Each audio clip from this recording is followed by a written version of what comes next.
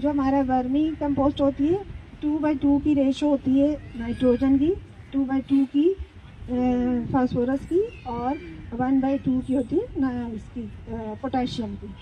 तो अगर हम ये यूज़ करते हैं हमें आर्टिफिशियल कोई भी एंजाइम या कोई भी यूरिया डालने की ज़रूरत नहीं होती। फिर भी अगर आप डालना चाहते हैं तो उसकी बिना नॉलेज के, जैसे NPK 19 10 10 9 7 1 ऐसे करके रेशो आते हैं, वो यूज़ कर सकते हैं। एक होता है Epsom salt which we use for foliage. It is called salt because उसका केमिकल जो है लोचा वो सॉल्ट से मिलता जुलता है, but it is not salt. उसको उसमें सल्फर होता है जो स्प्रे करते हैं, प्लांट के बीच में नहीं डालना, डाइल्यूट करके 1 लीटर पानी में उसको स्प्रे करना है। जैसे मैंने अब इस पर स्प्रे करना है तो आई स्प्रे ओवर द प्लांट। तो इसमें लीव जो है अपना जो भी उसको उसमें है सल्फर और वो एब्जॉर्ब करती है और बहुत अच्छी शाइन और ग्रोथ करती है। हाँ, यू कैन यूज सभी plant, but if you think your plant already is healthy, don't use anything, just be natural. क्योंकि नेचर ने हमें सब कुछ दिया है। ये तो यूरिया खाद ये तो सब अब बने हैं ना।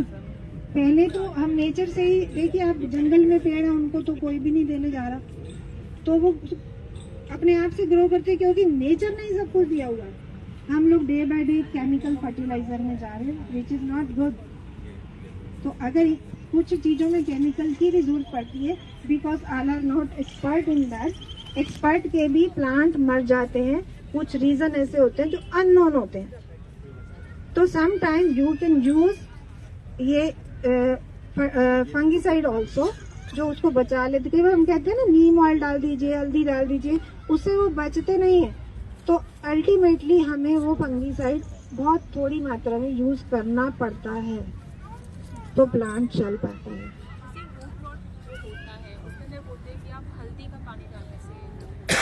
रूट रॉट जो होता है, रूट रोज का हम कॉज ढूंढते हैं कि लेस ऑफ वाटर से हो रहा है या ओवर वाटर से हो रहा है, या उसको वो एटमॉस्फेयर नहीं मिल रहा।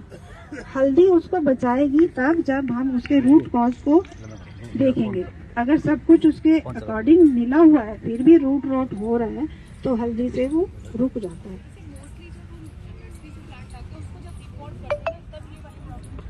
तो वो इसी वजह से आती है ना मैम कि हमने उसको जो नर्सरी से पौधे लाते हैं वो यहाँ लोकल नहीं होते, वो आते हैं बाहर, कानपुर से, बेंगलोर से, कहीं से। तो उसमें जो मिट्टी होती है वो उसी क्लाइमेट से रिलेट करती है। तो हमने सबसे पहले क्या करना है, पहले तो उसको रेस्टिंग देनी है। उसके बाद उस मिट्टी को हमने हटाना है और अपनी लोकल मिट्टी डालनी है ताकि वो हमारे क्लाइमेट में सरवाइव कर सके। हमने रेड मिट्टी ली, दूसरे प्लांट में डाल दिया, वो जितनी रेड मिट्टी में हमारी रूटिंग हो चुकी है उसके अलावा कहीं फैलेंगी ही नहीं, क्योंकि उसको वो मिल नहीं रही चीज। अगर उसको फैलाना है तो उसकी सेंटर पार्ट छोड़ के आप उसकी मिट्टी बिल्कुल बेधड़क होके हटा सकते। हमें डर लगता है मिट्टी हटाई तो पौधा गया, ऐसा नहीं होता, ये उल्टा ही हिसाब है। मैं भी यही करती थी कि भैया इसकी मिट्टी मत हटाओ, ये तो मर जाएगा।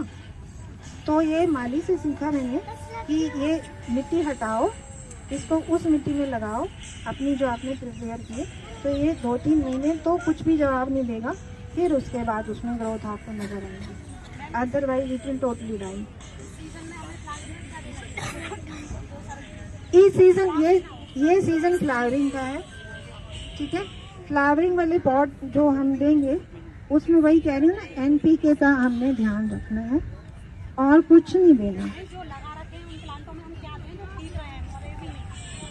मरे मैम, आप जो पानी का और उसका एटमॉस्फेयर का ध्यान रखेंगी तो नहीं मरेंगे। आपको लगता है कि किसी वजह से उसमें पीलापन आ रहा है या वो आ रहा है, तो जब प्लांट बहुत सारे फ्लावर ग्रो कर देता है तो ऑटोमेटिकली डेड होने लगता है। उसकी एक लिमिट होती है। एक प्लांट से हमने 100 फ्लावर ले लिए, 100 के बाद 150 तक वो जा ही नहीं सकता, चाहे उसमें कितना भी फर्टिलाइजर डालिए, क्योंकि उसकी इतनी लिमिटेशन है। तो उसके बाद कोई उसको नहीं बचा सकते, उसको हटा देना ही बेहतर रहता है। और सीडलिंग क्या है, हम सीड जो करते हैं इस समय सीड जर्मिनेशन होना बहुत मुश्किल है। अगर जर्मिनेट करते हैं तो उसको एक वैसा इन्वायरमेंट दे, नहीं तो नहीं होगा। सितंबर स्टार्टिंग टू अक्टूबर, पूरा सितंबर अक्टूबर स्टार्टिंग तक हमारी सीडिंग का बेस्ट टाइम होता है जब वो जर्मिनेट करते हैं, क्योंकि उनको वैसा ही क्लाइमेट टेम्परेचर मिलता है।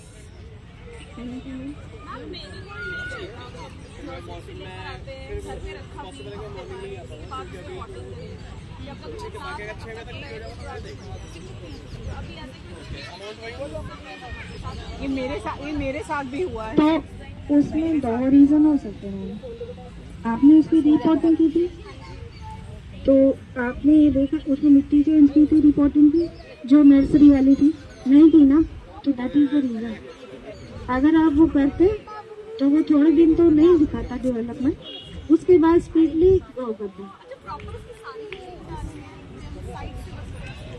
नहीं, सारी ऑलमोस्ट सारी अगर आप हटा सकते हैं, आप हिम्मत रखते हैं कि मेरा पौधा नहीं तो बीच की थोड़ी सी छोड़ के तो सारी हटानी पड़ती है। मेन रूट को छोड़ के छोटी जो रूट्स होती हैं उसकी सारी मिट्टी हटानी पड़ती है। तो उसमें सॉइल प्रिपरेशन रेशो में भी रॉन्ग रहा हो, प्लांट की अकॉर्डिंग ना हो। तो ये सॉइल की जो हम तैयारी करते हैं वो पौधे की नीड के हिसाब से करते हैं। नहीं, ऐसा कुछ भी नहीं है। अब ये मैंने निकाले है ना, ये किसी एक को देंगे, हम ये डिस्ट्रीब्यूट करेंगे, आप लगाइएगा। एयर दे चली गई है और एयर के बाद भी वो बाहर ही पड़े हुए हैं। इसको आप कल तक लगाइए, ये लगेगा। ऐसा कुछ भी नहीं है, ये एक मिथ है कि एयर लगती है तो मर जाता है। तो आप रिपोर्ट करेंगे कैसे? विदाउट एयर लगे तो नहीं हो जाएगा। मैम कई बार प्रोपगेशन करते हैं स्टेम से, लीफ से, वो थोड़े तो बड़े हो जाते हैं, रूट भी रहती है, कुछ स्टेमस मर जाते हैं, ऐसा क्यों? उसको हम देखिए, मैंने कहा ना वो पेशेंस, उसको हम बहुत जल्दी, जैसे पानी में अगर रूट्स आ रही हैं तो हमें जल्दी नहीं करना चाहिए उसको सॉइल में लगाने के लिए। उसको पूरा हमें उसका सक्सेसफुली देखना चाहिए कि हाँ ये अब इस लायक हो गया है लगाने के लिए। हाँ, गुड़हल और जो रोज प्लांट है उसकी फर्स्ट क्लास आपको दिखेगी, बड़ी सुंदर सुंदर लीव्स आ गई। वो लीव्स उसके ग्रोथ नहीं दिखाती, वो लीव्स उस स्टेम से न्यूट्रिएंट लेके ग्रो हो जाती हैं और वो स्टेम मर जाता है। मोस्टली ऐसे देखा होगा 99%। बारिश मतलब इतने बढ़े, उसके बाद उसकी एकदम ग्रोथ स्टॉप हो गई है, बिल्कुल फूल खिल रहे हैं लेकिन फोलिएज बढ़ा नहीं, एकदम बिल्कुल नहीं बढ़ा, तो कोई भी पौधों का नहीं बढ़ा, तो क्या कमी हो सकती है उसमें? मैं आंसर के लिए नहीं आया। एक खाली अनाउंसमेंट है कि जिन्होंने अपना रजिस्ट्रेशन नहीं कराया है वो नीरज जी को प्लीज अपनी एंट्री करवा दीजिए, नाम वगैरह। कुछ सरप्राइजेज हैं, जिनकी एंट्री होगी उन्हीं को मिलेगा। ऐसा और भी प्लांट्स में हुआ है, पर वो दोनों में मुझे प्रोमिनेंट दिखा। तो क्या कमी हो सकती है मिट्टी में, मतलब क्या दूं कि फोलिएज भी बढ़े? मैंने वो फॉलिएज के लिए आपको टिप्स दी हैं कि अगर आप फॉलिएज चाहते हैं तो एक तो NPK का ध्यान रखें, दूसरा उस पर इप्सम सॉल्ट का स्प्रे कर सकते हैं। कई बार उस पर पेस्टिसाइड और फंगीसाइड होता है जो हम रिकॉग्नाइज नहीं कर पाते, वो उसको येलो करता है। उसके लिए हमें नीम ऑयल लेके थोड़ा सा लिक्विड सोप लेके 1 लीटर पानी में डाइल्यूट करके स्प्रे करना है। जो भी पेस्टिसाइड और फंगीसाइड हमें विजिबल नहीं है वो उसको खत्म कर देता है। और ये after every 3 days we have to repeat this process. अब हमारे ग्रुप में सबसे बड़ी प्रॉब्लम क्या रहती है? हिबिस्कस पे हमेशा बग्स लग जाते हैं, mealy bug, that is the हाँ। तो उसके लिए भी हम ये सेम नीम ऑयल वाला यूज करते हैं। हम क्या करते हैं, एक बार यूज किया अगली बार नहीं करते इसको। जी भारती जी, धन्यवाद आपका। आप कृपया ये प्रोग्राम शेयर भी कर दीजिए।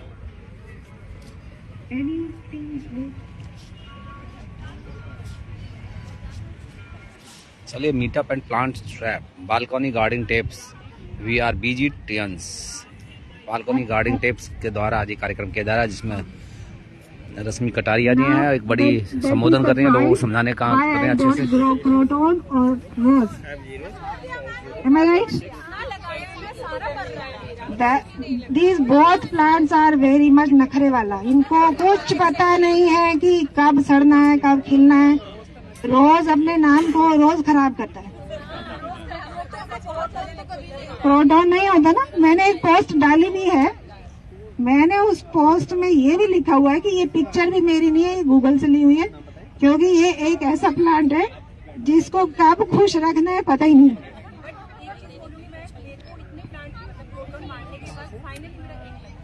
वो तो मैम मेरे 10 लगे हुए हैं. कीड़ा किसमें लग रहा है उसको दिखता ही नहीं है. माली को मैंने बोला भैया नींबू पे सारा आपको इतने बड़े बड़े वो नहीं नजर. मैडम देखा नहीं है, कोई नहीं कल देख लेंगे. तो एक एक प्लांट की खुद देखभाल करनी पड़ती है. माली पे डिपेंड नहीं रह सकते. तो उन्होंने रोज लगाया, 1 साल तक चला. उसके बाद उसको क्या हुआ कुछ पता नहीं. अब वो दोबारा नहीं कहते रोज लगाओ. तो बिकॉज जिसके बारे में जी मैम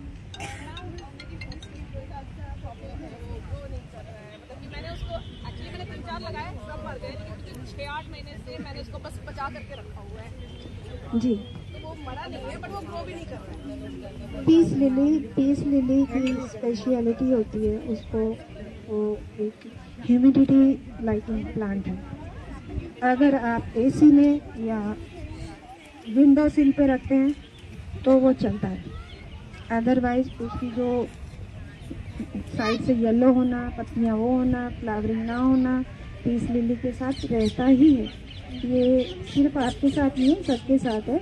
लेकिन पीस लिली को बचाने के लिए हमें उसका फेवरेबल एटमॉस्फेयर देना पड़ता है. उसको इंडोर यदि चल रहा है तो इनडायरेक्ट सनलाइट चाहिए. हार्श सनलाइट वो बेयर नहीं करता. और दूसरी बात, उसका सॉइल बिल्कुल पोरस होना चाहिए, जैसे इसका था सॉइल. तो आपका पीस लिली हरा भरा खिला हुआ हमेशा, विदाउट कुछ मांगे, हमेशा हैप्पी रहेगा. आप करके देखिए. नहीं, पानी में तो सिर्फ एक लिमिट तक होगा ना. उसको रूट्स ग्रो करनी है. उसको अगर फ्लावरिंग पानी में एनी प्लांट का नेवर फ्लावर. पानी में तो मैंने सेंसेवेरिया लगाया हुआ है 5 साल से. पानी में बहुत अच्छी रूटिंग हो रही है. पर उसकी क्या है, एक लिमिट में ग्रोथ होती है. अगर हमें ग्रोथ भी अच्छी चाहिए, फ्लावरिंग चाहिए, तो उसको हमें उसी के अकॉर्डिंग चलना पड़ेगा. जी सर.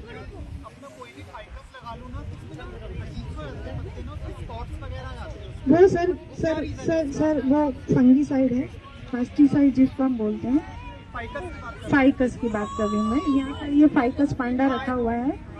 तो इसमें ये भी मैंने प्लांट वो लाई हूँ जो घर जाके किसी को भी रिपोर्टिंग या उसकी कोई केयर ना करनी पड़े. फाइकस का वो, क्योंकि वो रजिस्टर्ड टू एनी फंगीसाइड या सॉरी पेस्टिसाइड नहीं है.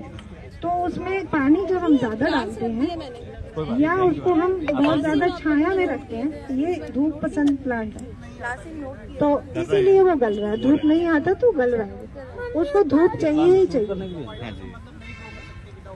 हाँ, सेमी शेड तो चाहिए. Without sunlight you can not grow ficus. उसको चाहिए. अगर आप उसको बचाना चाहते हैं, थोड़ा सा वही भी पेस्टिसाइड ग्रो कीजिए और उसको धूप दीजिए. That is the reason. तो मैडम एक करी पत्ता के बारे में बताइए. उस पर भी ऐसे ही स्पॉट्स हैं, ग्रो नहीं करता. थोड़ा सा बताइए. करी पत्ता गमले में ग्रो नहीं करता. गमले में ग्रो नहीं करता. और उस पे स्पॉट्स हैं. मेरे वाले में कीड़ा जैसे लग गया. कीड़ा जैसे लग गया. मैं उसको सिर्फ बचा ही पा रही हूँ, मतलब ग्रो नहीं कर पा रहे. तो वो भी जो है उसका भी वही है कि आप एक चुटकी साफ लें, साफ फंगीसाइड या बर्वस्टीन होते हैं. ये सारे केमिकली फंगीसाइड है. मैं ऑर्गेनिक वाला नहीं जा रही, क्योंकि कई बार ऑर्गेनिक इनको बचा नहीं पाता, सिर्फ बातें होती हैं. थोड़ा सा पिंच ऑफ साफ या बर्वस्टीन कोई भी आपके पास है, 1 लीटर पानी में डालना है. उसको स्प्रे करना है हमने प्रेशर से. कितनी बार? बस एक ही बारी. फिर उसके बाद हमने पानी का ध्यान रखना है. इसके स्प्रे करने के 2 घंटे बाद उसको हमने सिंपल पानी से वॉश कर लेना है. सिंपल पानी से उसको वॉश कर देना, ताकि उस पर वो ज्यादा असर ना दे, पत्तियां जल ना जाए. तो उसका क्वांटिटी का ध्यान रखिएगा. पानी कितना देना चाहिए? क्या ये मतलब एक्स्ट्रा पानी से खराब हो जाता है? कोई भी प्लांट हो, एक्स्ट्रा पानी और बहुत कम पानी से दोनों तरीके से खराब होता है। ये मॉडरेट है, इसको नॉर्मल पानी चाहिए, ना कम ना ज्यादा। करी लीफ को लेकर बड़ा वो रहता है, कभी चलता है कभी नहीं, आप ध्यान रखिए, वही एनपीके वाले मेथड को यूज करिए।